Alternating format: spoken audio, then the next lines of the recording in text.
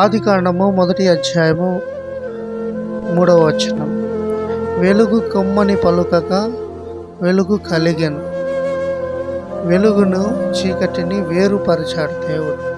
నీ జీవితంలో, నా జీవితంలో చీకటిగా ఉన్న మన జీవితంలోనికి వెలుగు కమ్మని పలుకగా వెలుగు కలిగెను. అయితే వెలుగు కలిగెను అంటే మన జీవితంలోనికి చీకటిని తీసివేసి వెలుగుగా ఉండమని దేవుడు చెప్తున్నాడు. వెలుగును చీకటిని వేరుపరచగా వెలుగునకు పగలని, చీకటికి రాత్రి అని ఆయనే పేరు పెట్టాడు. హల్లెలూయా. అంటే నీ జీవితంలో ఉన్న చీకటిని నేను తీసివేస్తున్నాను, దానిని నువ్వు తీసివేసి వెలుగుగా మారి నువ్వు నిత్యము వెలుగులో ఉండమని ఆయన చెప్తున్నాడు.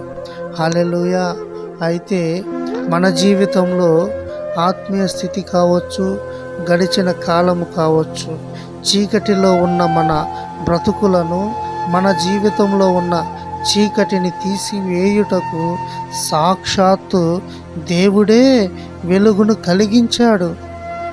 చీకటి అనగా నీవు జీవించిన కాలం అవ్వచ్చు, పాపంలో జీవించవచ్చు, శాపంలో జీవించవచ్చు, నువ్వు చేసిన తప్పుడు కార్యాలు కావచ్చు, దైవదూషణ అవ్వచ్చు, ఇలాంటివి ఎన్నెన్నో రకాలుగా చీకటిగా ఎంచబడుచున్నవి.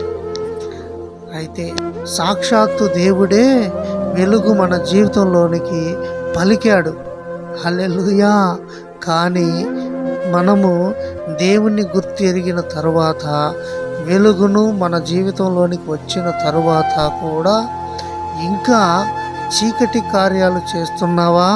ఇంకా పాపము ఊబిలో జీవిస్తున్నావా? ఇంకా వ్యభిచార ధోరణిలో ఉంటున్నావా? ఇంకా శాపాన్ని అనుభవిస్తున్నావా? అయితే జాగ్రత్త సుమి.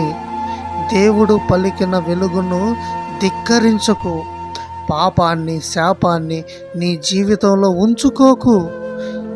వాటిని విసర్జించు. అప్పుడే నువ్వు మేలులు పొందుతావు.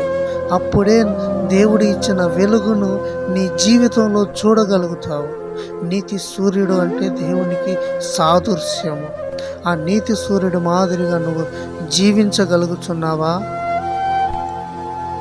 దేవుని ముసుగులో ఉండి చీకటి కార్యాలు ఇంకానూ చేస్తున్నావా?